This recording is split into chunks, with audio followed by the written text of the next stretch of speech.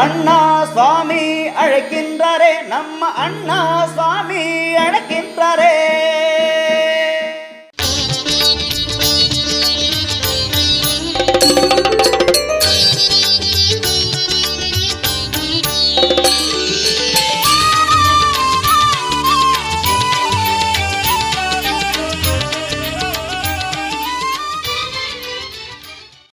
மாயன் மயம் நேயர்களுக்கு அன்பார்ந்த வணக்கம். நம்ம கூட லக்ஷ்மி நரசிம்மர் ராமானுஜர் ஜிஆர் இருக்காரு. நம்ம கூட நிறைய விஷயங்கள் ஜோதிடம் மற்றும் ஆன்மீக ரீதியாக பேச போகிறோம். வணக்கம் குருஜி. வணக்கம். எப்படி இருக்கீங்க? நல்லா இருக்கம்மா. உங்களை சந்தித்ததில் மிக்க மகிழ்ச்சி. இப்போது குரு பயிற்சி வரப்போகுது. எனக்கு ஒரு சந்தேகம். வருடம் குரு பயிற்சி வந்துட்டு தான் இருக்குது. நிறைய விஷயங்கள் தெய்வ வழிபாடாக இருக்கட்டும், இல்லை நிறைய பரிகாரங்களாக இருக்கட்டும், மக்கள் செஞ்சுட்டு தான் இருக்காங்க. ஆனால் இந்த பிரச்சனைகள் என்னமோ தீராமல் இருந்துகிட்டே இருக்கே குருஜி, இது ஏன் தெரிஞ்சுக்கலாமா?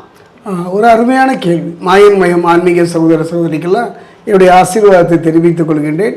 மாயன் மயிலில் தொடர்ந்து ஆன்மீகம் மட்டுமல்ல, மனுஷன் மட்டுமல்ல, ஜோதிடம் என்று சொல்லக்கூடிய சோழி பிரசனத்தை நான் தொடர்ந்து சொல்லி வர்றேன். அந்த வகையில் ஒரு அற்புதமான ஒரு நிகழ்வு. ஒரு மனிதனுடைய வாழ்க்கையில் பார்த்தீங்கன்னா, மனிதன் கலங்கி போகிறான், கண்ணீர் சிந்துறான். யார் காப்பாற்றுவாங்க என்று ஒரு நிலை வரும்பொழுது எதுவும் இல்லைன்னா உறவும் உதறி போய் விடுகின்றது. அற்ற குலத்து அருநீர் பறவை போலதான வாழ்க்கை. அந்த வகையில் பார்க்கும்போது ஒரு மனிதன் வெற்றி பெற வேண்டுமானால் ஜோதிட பலன் மட்டுமே முழுமையான பலனை தந்து விடார். நான் அடிக்கடி சொல்லுவேன், தெய்வ பலம், தேக பலம், மனோபலம் என்று சொல்லுவேன். அந்த மூன்று பலமும் கலந்தது தான் ஜோதிடம். ஒரு ஜோதிடம் சொல்லும்போது பார்த்தீங்கன்னா தெய்வ பலம் இருக்கான்னு பார்ப்பாங்க. அடுத்தது மனோபலம், அந்த தைரியம் இருக்கா, அந்த தைரியத்துக்கான சாட்சியே குரு தான். ஒரு மனிதனுடைய வாழ்க்கையில் குரு சரியாக அமையணும். அதான் சொல்லுவாங்க, தாயோடு சுவையும் தந்தையோடு துணையும் மனைவியோடு மானமும் குருவோடு எல்லாம் போச்சுன்னு சொல்லுவாங்க. ஆனால் அந்த குரு தான், அந்த குரு பகவானுடைய பயிற்சி.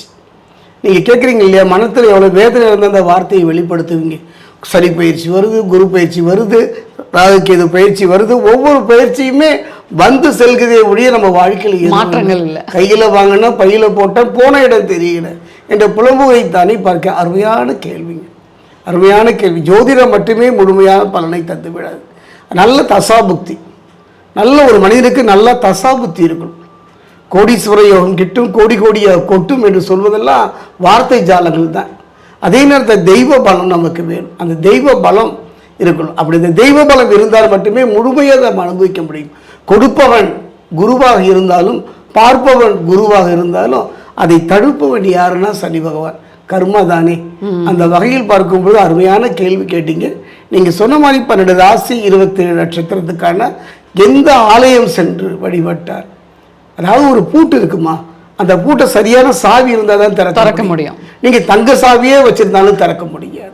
அப்போ இந்த கர்மா, இப்போ உதாரணமாக மேஷராசி இந்த குரு பயிற்சி 2026 சென்று வழிபடக்கூடிய ஆலயத்தையும் தெய்வத்தையும் நான் சொல்கிறேன்.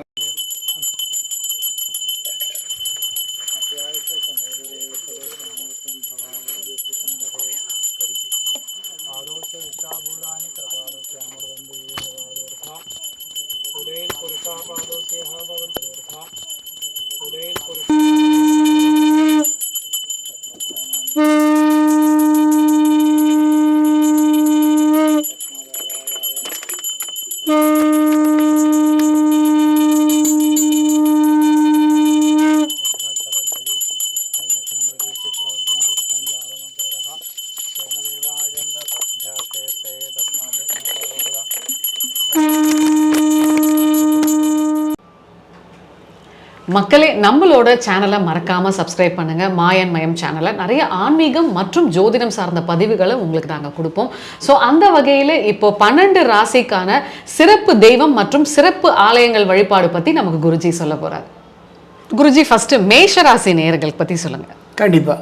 மேஷராசியை பொறுத்த வரைக்கும் இந்த 2026 குரு பயிற்சியை பொறுத்த வரைக்கும் மற்ற கிரகத்துடைய பயிற்சி எல்லாம் கொஞ்சம் பயமும் கொஞ்சம் அச்சம் கலந்த உணர்வோடு தான் பார்க்கின்றோம். ஆனால் குருவை பொறுத்த வரைக்கும் ஒரு நம்பிக்கையான ஒரு இதாக பார்க்குறோம். அந்த வகையில் பார்க்கும்போது குரு பகவான் மேஷத்தை பொறுத்த வரைக்கும் ஒரு அருமையான ஒரு நிலை என்று தான் சொல்லுவேன். சனி பகவானை பொறுத்த வரைக்கும் விரைய சனியாக இருந்தாலும் கூட மேஷத்தை பொறுத்த வரைக்கும் குரு பகவான் 4ல் சுககுருவாக இருக்கின்றார். அருமையான ஒரு வாய்ப்புங்க. விரைய குருவிலெல்லாம் நீங்கள் கவலைப்படாதீங்க, சங்கடப்பட வேண்டாம். அதாவது ஒரு தங்கமே பூட்டாக இருந்தாலும் கூட அதை திறப்பதற்கு சாவி வேணுங்க, அது சரியான சாவியாக. அதைத்தான் கவிஞர் சொல்வார், பொருத்தம் உடலிலும் வேண்டும், புரிந்தவன் துணையாக வேண்டும். அந்த வகையில் பார்க்கும் பொழுது மனித வாழ்க்கையை பொறுத்த வரைக்கும் 3 பலம் இருந்தால் மட்டும்தான் ஜோதிடம் வேலையை செய்யும். தேக பலம், தெய்வ பலம், மனோபலம். அந்த 3 பலத்தையும் தரக்கூடிய சக்தி ஆண்டவன் தான். நம்பிக்கை தாங்க வாழ்க்கை, நம்பிக்கை உண்டுதானே வாழ்க்கை. அந்த வகையில் பார்க்கும்போது மேஷராசியை பொறுத்த வரைக்கும் இந்த குரு பயிற்சி, அதாவது அவர் குரு பகவானை பொறுத்த வரைக்கும் ஒரு நிலை, அதாவது கடக குருவாக பயிற்சி ஆகின்றார். மிதுனத்திலிருந்து கடகத்துக்கு வர்றாரு. எப்படி வர்றாருன்னா பலம் வாய்ந்து வருகின்றார், உச்சம் பெற்று வருகின்றார். சரி வரட்டும். கடகம் யாருடைய இடம்? சந்திரனுடைய இடம். சந்திரன் யாரு? மனோகாரகன். அப்போ மனோநிலையில சரியா இருக்கணுங்க. எந்த விதமான சிந்தனை, ஒரு மனிதனுடைய வாழ்க்கையில் வெற்றியும் தோல்வியும் மனம்தானே தீர்மானிக்கின்றது. அந்த வகையில் இந்த காலகட்டத்தை பொறுத்த வரைக்கும் ரிஷபராசிக்காரர்கள் சென்று வணங்க வேண்டிய தெய்வம், சென்று நிற்க வேண்டிய ஒரு இடம். அதாவதுங்க, எத்தனையோ ஆலயங்களில் கதவை தட்டிட்டோம், எத்தனையோ நதிகளில் நீராடிட்டோம், விடிவு விளைவு ஏமாற்றத்தை தானே நாம் சந்தித்தோம். அந்த வகையில் பார்க்கும்பொழுது இந்த 2026 குரு பயிற்சியில் மேஷராசிக்காரர்களை பொறுத்த வரைக்கும் வேடப்பொருள்னு சொல்வாங்க. இதெல்லாம் சோடி பிரசன்னத்தில் ஜோதிடத்தில் ஒரு அற்புதம். வேடப்பொருள்னு பேருங்க. அதாவது விருதாச்சலம் நமக்கு எல்லாம் தெரியும், தென்னார்காடு மாவட்டத்தில் விருதாச்சலம்னு ஒரு இடம். அங்கே இருந்து பார்த்தீங்கன்னா கொஞ்சம் தூரம், அதாவது ஸ்ரீமுஷ்ணம் அந்த பக்கம் ஜெயங்கொண்டம் அந்த போகிற வழியில் பார்த்தீங்கன்னா இடையில் ஒரு அழகான அடர்ந்த வனம், வனத்துக்கு இடையில் பார்த்தீங்கன்னா வேடப்பர் கோயில் என்று முருகன். முருகனுக்கு 1000 நாமங்கள். எப்படி ஈசனுக்கு இருக்கோ, அம்பிகைக்கு இருக்கோ, முருகனுக்கும் பல நாமங்கள். அதில் வேடப்பர் என்று ஒரு அற்புதமான ஒரு நாமம் முருகன். இந்த ஆலயத்தினுடைய கதவை தட்டி பாருங்கள், நின்று பாருங்கள், நம்பிக்கையோடு நகர்ந்து பாருங்கள். முருகன் இந்த ஆலயத்தின் சிறப்பே நம்முடைய வேதனைகள், கவலைகள், சத்துருக்கள், ஏமாற்றங்கள், துரோகங்கள் அத்தனையும் ஒரு சீட்டில் எழுதி அதில் நம்முடைய வேதனைகளை கொட்டி அதில் ஒரு கயிறுகளை கட்டி வேடப்பொருக்கு முன்னாடி கொண்டு போய் வச்சிட்டோம்னா அது படிப்பார். அவர் படிப்பார், இறைவனோட பேசுவதை போலவே பேசுவார்.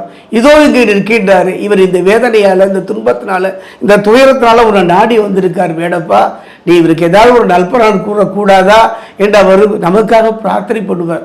பிராதுன்னு சொல்லுவாங்க, பிராது கொடுப்பார். அவ்வாறு கொடுக்கும் பொழுது 2026 குரு பகவானுடைய முழுமையான அருள், அதாவது யாரிடையும் சென்று கையேந்தாத அற்புதமான ஒரு மாற்றத்தை தரக்கூடிய ஆலயமும் இறைவனும் வேடப்படுதா. மேஷராசிக்காரர்களை விரைய செலவாக இருப்பதனால, விரைய சனியாக இருப்பதனால, அதே நேரத்தில் குரு பகவான் துணை இருக்கின்றார்.